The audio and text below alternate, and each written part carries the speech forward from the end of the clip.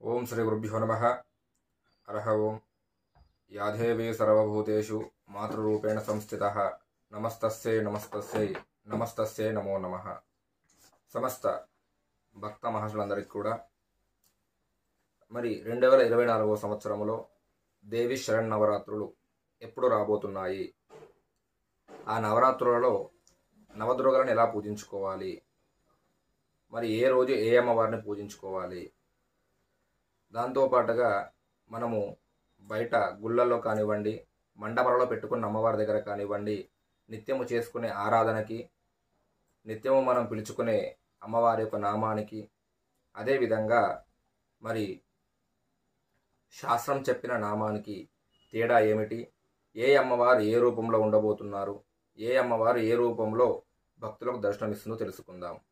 మరి అందులో భాగంగా మరి నవదుర్గలు అంటే 9 మంది అమ్మవారులు, నవరాత్రులు అంటే 9 రాత్రులు.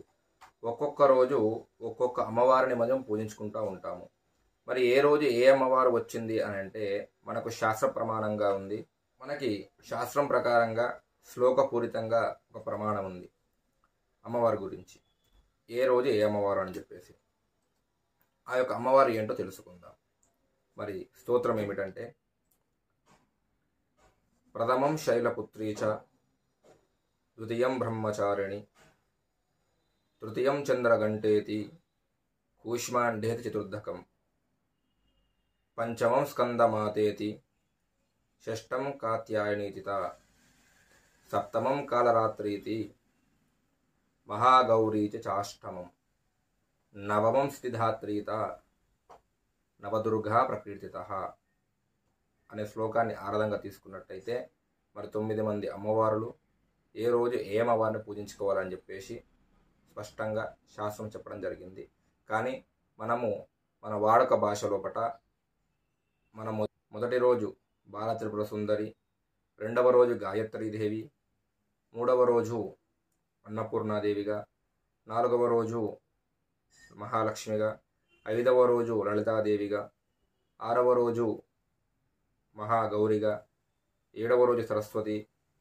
అంటే ఈ 9 రోజులు కూడా ఒక్కొక్క చోట ఒక్కొక్క ఆలయములో వివిధ రకాలుగా పేర్లు వినిపిస్తూ ఉంటాయి. కానీ ఈ మూలా నక్షత్రం రోజు మాత్రం ఎక్కడికి వెళ్ళినా కానీ సరస్వతి యొక్క అవతారంలోనే అమ్మవారి దర్శనం ఇస్తూ ఉంటుంది. మరి ఈ నవదుర్గలు ఎలాగైతే ఉన్నాయో మరి అమ్మవారి యొక్క రూపాలు, నామాలు మనం తెలుసుకున్నాము. ఏ రోజు ఏమి చేసుకోవాలో తెలుసుకున్నాము.